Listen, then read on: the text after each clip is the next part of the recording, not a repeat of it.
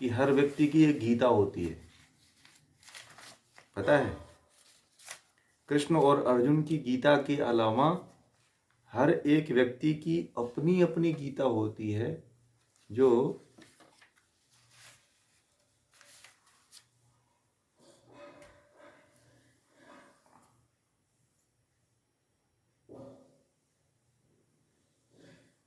वो गीता होती है, वह दुख से लेकर के सुख, समस्याओं से लेकर के, मानसिक समस्याओं से लेकर, शारीरिक समस्याओं से लेकर, हर तरह की समस्याओं से होते हुए जीवन के हर एक पहलू को, हर एक आयाम को टच करती है। इसलिए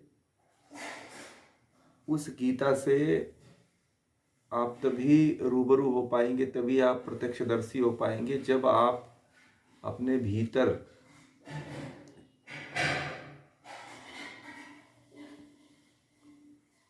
माइक बंद कर लीजिए, माइक बंद कर लीजिए, अखिलेश जी अपना माइक बंद कर लीजिए। नमस्कार नमस्कार। आप पहली बार जुड़े हुए हैं, तो आप कहाँ से जुड़े जी? आप थोड़ा अपना परिचय। जी जी जी, बहुत अच्छी बात है। अच्छा जी जी, बहुत बढ़िया। तो आप जुड़िए, बहुत अच्छी बात है। और आप पहली बार जुड़े हुए हैं सारे देव लोग में। हाँ, आज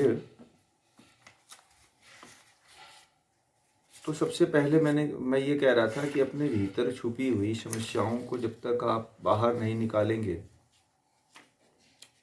तब तक जो है आप अपने आप से ही नहीं छूट पाएंगे। और जब आप अपने आप से नहीं छूट पाएंगे तो ईश्वर की तरफ जाना बड़ा कठिन है, क्योंकि वही व्यक्ति उस ऊंचाइयों पे जा सकता है जो पहले अपने आप से आगे बढ़ जाए। ठीक है ना? तो आप लोगों के पास कोई भी अध्यात्म से संबंधित, ज्ञान से संबंधित, समस्या से संबंधित, चिकित्सा से संबंधित यदि कोई प्रश्न है तो आप पूछिए। हमारे पास भी अभी कई प्रश्न हैं, जिन प्रश्नों का हम जवाब आप लोगों को बताएंगे, उस पर चर्चा करेंगे।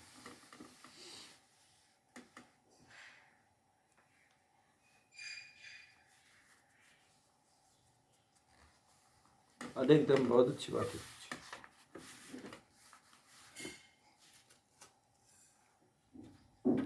हाँ हाँ हाँ, जी जी। तो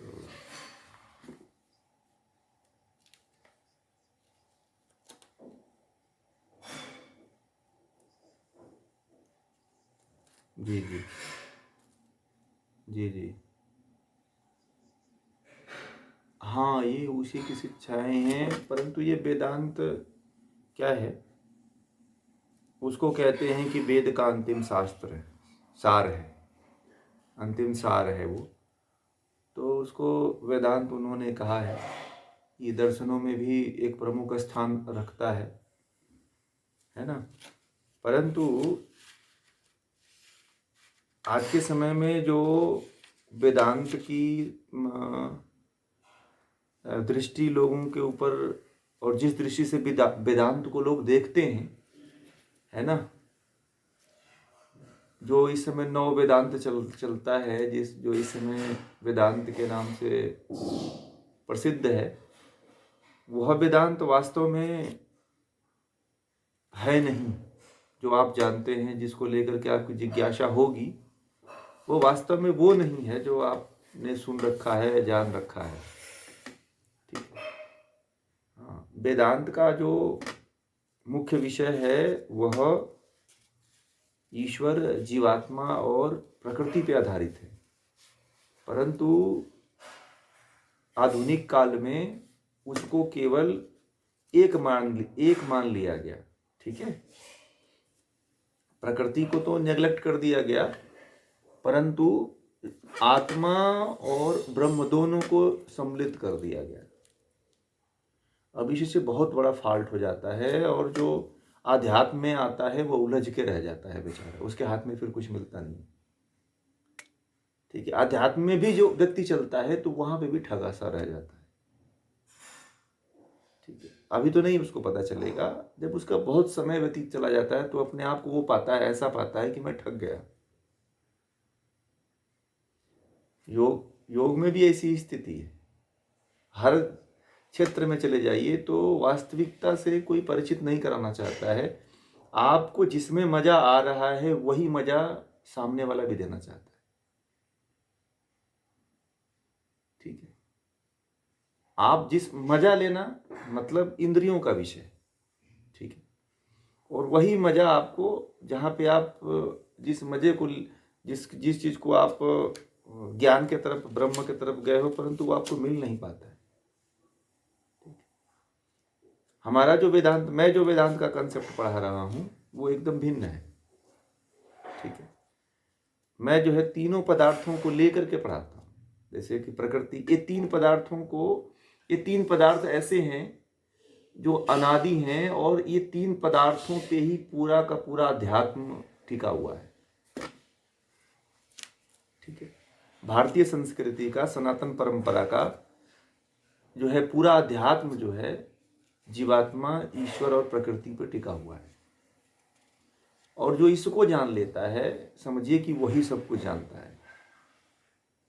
ठीक है, और जो भिन्न भिन्न जानता है वही जानता है, अन्यथा आप एक करके जानो तो फिर तीनों का अस्तित्व अलग है। आप एक में मिला दो तो मिलता थोड़ी है। और फिर व्यक्ति यहीं पे उलझ जाता है, वो सोचता है कि मैं क्या करूं, करूं कि ना करूं। अब आपको इसमें क्या समझ में नहीं आता है वेदांत में? जैसे आपने कुछ पढ़ा होगा, है ना?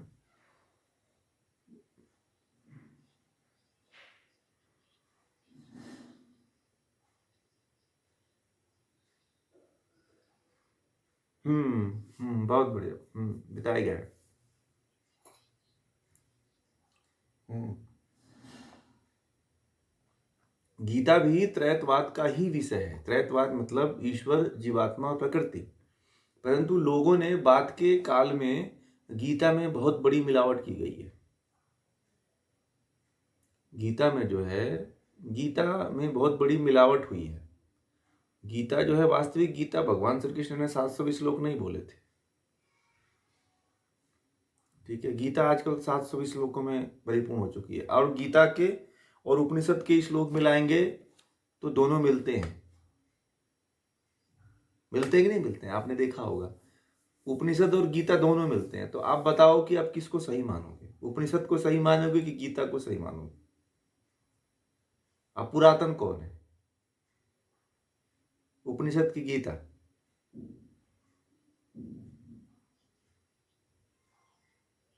नहीं नहीं, गीता तो 5000 साल पुरानी है।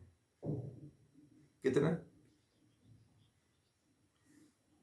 बात बात ये बात आपकी सही है, परंतु ये सूर्य को कहा था, तो सूर्य को जो ज्ञान जो दिया गया था वो कहाँ से, कौन, किस किस विषय, किस किस ग्रंथ में था वो ज्ञान? वेदों में था ना। पहले पहले पहले वेद ही आए थे ना, हैं? पहले वेद आए थे। अब वेद आए थे, वेद के बाद जो है गीता आई, है ना? तो आप इसको किसको प्राचीन मानोगे? वेद मान, जब वेद मानेंगे तो गीता तो फिर गीता में जोड़ा गया है, फिर आपको ये मानना ही पड़ेगा, क्योंकि और कोई विकल्प बचता नहीं। क्योंकि ये बात जब पहले कह दी गई है, देखिए हमारे ऋषियों ने एक बात कही है कि दुनिया के जितने भी ज्ञान हैं पूरे विश्व में, सभी ज्ञान का स्रोत, आदि स्रोत कहा जाता है कि वेद है। अब हाँ, दुनिया की कोई ऐसी पुस्तक नहीं है जिसमें वेद का जिक्र न हो, वेदों में उसका जिक्र न हो। ठीक है, वो हर ज्ञान है उसमें छिपा हुआ है, क्योंकि जी जी।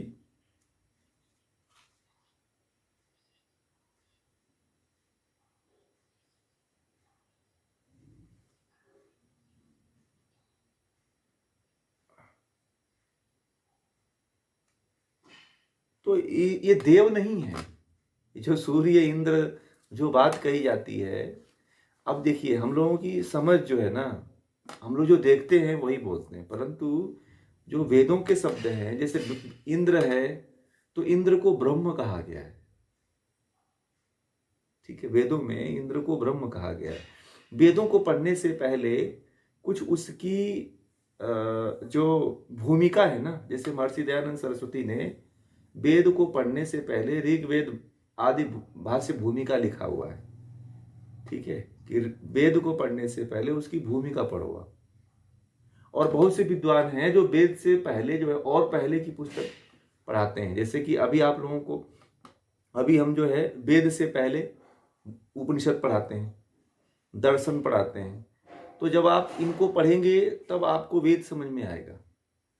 ठीक है, पहले जब आप इन छोटी छोटी चीज़ों को पढ़ेंगे ना वेद से पहले, तो आपको वेद एकदम क्लियर स्पष्ट में समझ में आएगा। अभी आप डायरेक्ट वेद को पढ़ेंगे तो आप कुछ नहीं समझ पाएंगे, केवल उसमें स्तुति पढ़ेंगे, उपासना पढ़ेंगे।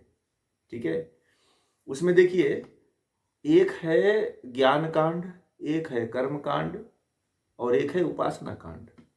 ठीक है, 3 कांड हैं उसमें। ऋग्वेद जो है ज्ञान कांड है, ठीक है, और यजुर्वेद जो है कर्म कांड है और सामवेद जो है उपासना कांड है। तो इस तरह से ये तीनों वेदों में जो है इन तीन तरह के सिद्धांतों की बात कही गई है। ठीक है, तो ये सारा का सारा जो प्रादुर्भाव हुआ है, अगर आप देखेंगे गहराई में उतर करके, तो सारा का सारा आदि स्रोत जो है, प्रार्थनाएं हैं जो उसमें, जो ब्रह्म है, जो शब्द हैं, उन शब्दों में भी कई मिलावट की गई है। देखिए, अब वेदों की बात आपने कह दिया तो मूल वेद में बहुत बड़ा छेड़छाड़ किया गया। ठीक है, अब मैक्स मुलर एक जर्मनी का एक विद्वान आया। ठीक है, भारत में उसने संस्कृत आदि सीखा मैक्स मुलर ने, और उसने जो है भारत के वेद को परिवर्तन कर दिया उसने। और उसको वेद को परिवर्तित करने के लिए 35 विद्वानों की कमेटी बनाया था। कितना? 35 से 70 विद्वानों की कमेटी बनाया था, जिसने वेद में अर्थ का अनर्थ करके उसने जो है वेद को डाइवर्ट कर दिया। ठीक, बात समझ रहे हैं? और एक हाँ, मैक्स मुलर के बाद एक और लेखक आया, महिधर एक विद्वान हुआ जिसने वेदों को, और हाँ महिधर, और उसने जो है वेदों को लेके और चौपट कर दिया। ठीक है, उसने, उसकी भी जो व्याख्या है, उसने भी जो वेदों पे जो अपना भाष्य दिया, उसने भी लेके बेकार कर दिया। परंतु वेदों को सुधारने का काम जो है बहुत से विद्वानों, बहुत से ऋषियों ने किया, परंतु सबसे अधिक जो यदि कोई वेदों पे काम किया हुआ है तो इस आधुनिक समय में महर्षि दयानंद सरस्वती ने किया हुआ है। ठीक है, उन्होंने उसको जहाँ जहाँ पे गलतियाँ थी उसको जो है पुनः से सुधारा। ठीक है, और महर्षि दयानंद सरस्वती ब्रह्म ऋषि थे, कोई मतलब ऐसे वैसे व्यक्ति नहीं थे। तो उन्होंने कहिए कि वेदों का उन्होंने एक तरह से उद्धार किया। ठीक है, और सबसे बड़ी बात है कि लोगों को आजकल वेदों की सही पुस्तक किसी को नहीं मिलती है। असल में बता दूं आपको, अब क्या है कि आपने कुछ दिन पहले नाम सुना होगा जाकिर नाइक। जाकिर नाइक क्या करता था कि वह जो है वेद, उसको चारों वेद पढ़ा जानता है, चारों वेदों को पढ़ रखा है। आप नहीं कभी खरीदे भी नहीं होंगे, आपके पास होगा भी नहीं। जाकिर नाइक क्या करता था, उसकी सभाओं में जो है 1-1 लाख, 20-20, 50-50 हजार हिंदू और मुसलमान दोनों आते थे। तो उसके पास जो वेद थे वो मैक्स मुलर और महिधर के थे। ठीक है, और उसको पढ़ता था और कहता था कि देखो तुम्हारे वेदों में इसके बारे में मांस खाने के लिए था। मांस का मतलब होता है, मांस का मतलब होता है उड़द। उड़द जो दाल होती है वो सबसे ताकतवर दाल आयुर्वेद में बताई गई है। ठीक है, तो अब उसने जो है मांस को मांस कह दिया। ठीक है, जो मांस खाते थे हिंदू लोग, ये सब। ठीक, मतलब अर्थ का अनर्थ कर दिया, उल्टा पुल्टा कर दिया वो। तो वो ये कहता है, कभी देखिएगा, गौर से देखिएगा, वो लेके बैठता है और पूरी प्रमाण लाइनिंग किया हुआ है वेदों में, और दिखाता है कि देखो तुम्हारे वेद के इस कांड में, इस मंत्र में ये लिखा हुआ है।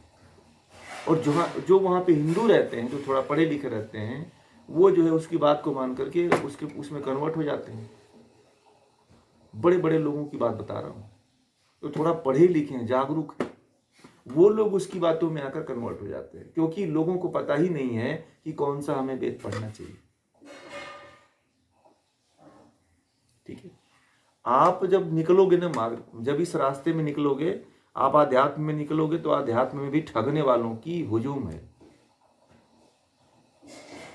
ठीक है, आपको सही रास्ता बताने वाले बहुत कम मिलेंगे।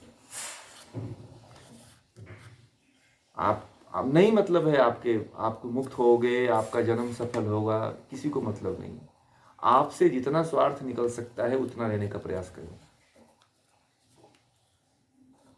ठीक है, और ऐसे ऐसे बहुत बड़ा गड़बड़ी की गई है। मनुस्मृति को पूरा चेंज कर दिया गया। मनुस्मृति पे इतना जो विवाद चल रहा है, मनुस्मृति मतलब कि हर भारतीय को पढ़ना चाहिए। मैं तो कहता हूं कि मनुस्मृति एक बार जीवन में जरूर पढ़िए। मनुस्मृति गलत नहीं है, मनुस्मृति जैसा कोई शास्त्र है ही नहीं है, परंतु जितना उसके ऊपर आक्षेप उठाया गया है, कुछ तो क्या हुआ है कि ना समझी के कारण बहुत बड़ा गड़बड़ी हुई है। ठीक है, मैं खुद उसका प्रत्यक्षदर्शी हूं। क्या है कि उसमें बहुत मिलावट किया गया, बहुत काफी इतना मिलावट कर दिया गया है कि जाति और वर्ण दोनों में जाति को प्रमुख कर दिया गया। उसमें वर्ण व्यवस्था तो अभी भी चल रही है। ये भारत का संविधान लागू होने के बाद वर्ण व्यवस्था ही चल रही है। ठीक है, अभी आपको नहीं पता है, आप नौकरी कर रहे हो, परंतु आप जैसे नौकरी करने वाला व्यक्ति है, तो जो डी ग्रुप वाला है वह शूद्र ही है। ठीक है, मायने बदल गया, उसको डी पहले शूद्र कहते थे, आज डी ग्रुप कहते हैं। बात आप समझ गए कि नहीं समझ गए? तो वर्ण व्यवस्था नहीं बदली ना। वर्ण व्यवस्था हमेशा सदा यही रहेगी। हाँ, जाति लोगों ने, अंग्रेजों ने दे दिया, जर्मनी के विद्वानों ने दे दिया, जो जिन्होंने कमेटी बैठी थी और बदली इसको, उन्होंने जाति प्रथा दे दिया, परंतु वर्ण व्यवस्था तो आज भी आप पालन कर रहे हो कि नहीं कर रहे हो? हर व्यक्ति वर्ण व्यवस्था में जी रहा है। आप जो कर्म करते हो वही आपका वर्ण बन जाता है। ठीक है, जैसे मान लो आप पढ़ने पढ़ाने वाला कार्य करते हो तो ब्राह्मण हो गए। ठीक है, कर्म से ब्राह्मण होता है। आप देश की रक्षा करते हो तो क्षत्रिय हो गए, आप व्यापार करते हो तो वैश्य हो गए, आप सबकी सेवा करते हो तो आप शूद्र हो गए। शूद्र का मतलब नीच थोड़ी होता है, शूद्र का मतलब सेवा करने वाला व्यक्ति, बहुत ऊंचे कोटि का व्यक्ति है। आज आप कर रहे हो, परंतु उसका नाम चेंज कर दिया गया, बड़े खुशी खुशी से कर रहे हो। और ये बताइए, आज की जो जातियां हैं, क्या डी ग्रुप में काम नहीं कर रही हैं? कर रही हैं, नहीं कर रही हैं?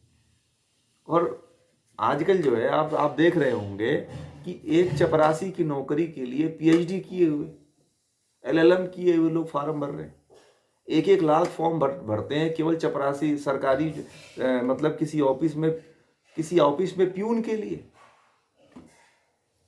और उसके लिए भी कितना पैसा देते हैं, लाख रुपया घूस देने के लिए तैयार है, करोड़ों रुपया, 20-10 लाख रुपया घूस देने के लिए तैयार है। बताओ, तो इसमें अब नहीं समझने के कारण जो है बहुत बड़ा, मतलब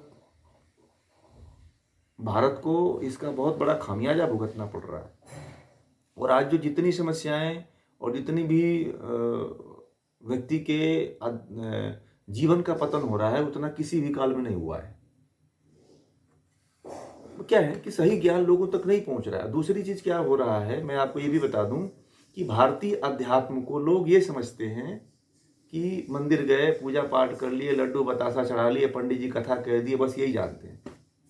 इसीलिए भारत के जो बुद्धिजीवी लोग हैं ना, वो भारत के जो बुद्धिजीवी वर्ग है वो अध्यात्म से नहीं जुड़ता है, ठीक है, क्योंकि असली अध्यात्म को समझाने वाले लोग कम हैं, कहानियां किससे सुनाने वाले ज्यादा हैं, केवल कथा चल रही है जहां देखो वहां, ठीक है।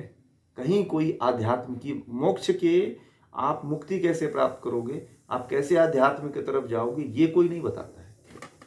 बस यही कहता है कि बस राधे राधे, राम राम, हरे राम, यही सब गाते रहो, नाचते रहो, गाते रहो, भजन करते रहो, लड्डू पेड़ा चढ़ाते रहो, बस यही करते रहो। आपको सही रास्ता दिखाने वाले बहुत कम हैं, भटकाने वाले लोग ज्यादा हैं, ठीक है।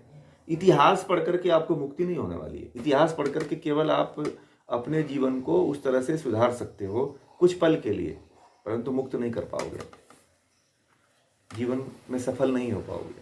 और आध्यात्म में जीना दुनिया का सबसे कठिन काम है। आप जो पीएचडी करते हो, जो आप आईआईटी करते हो, उससे भी कठिन है।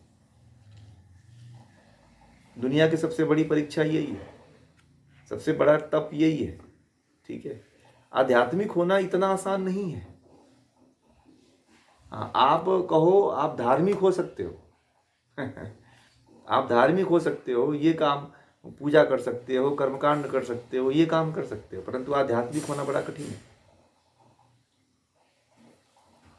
आध्यात्म की जो यात्रा प्रारंभ होती है, मैं बता दूं आपको, शरीर, मन, बुद्धि से लेकर के आत्मा, और आत्मा से लेकर के परमात्मा तक होती है, यही अध्यात्म है।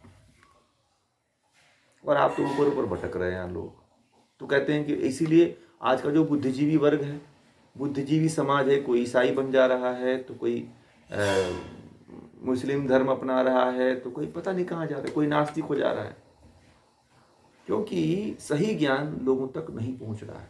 असल में बताऊं आपको, लोग इंटरेस्ट कैसे लेंगे, समझाने वाले, बताने वाले लोग वही, उनको जो कपोल कल्पित बातें होती हैं उसमें कोई तर्क नहीं होता है, कोई साइंस नहीं होता है, लोग भाग जाते हैं। लोग आते भी तो भाग जाते हैं, है कि नहीं? आप खुद देखे होंगे, आप इतने दिन से आप अपने लाइफ को जी रहे हैं, तो पता होगा आपको, है कि नहीं? समझ में आई कुछ बात?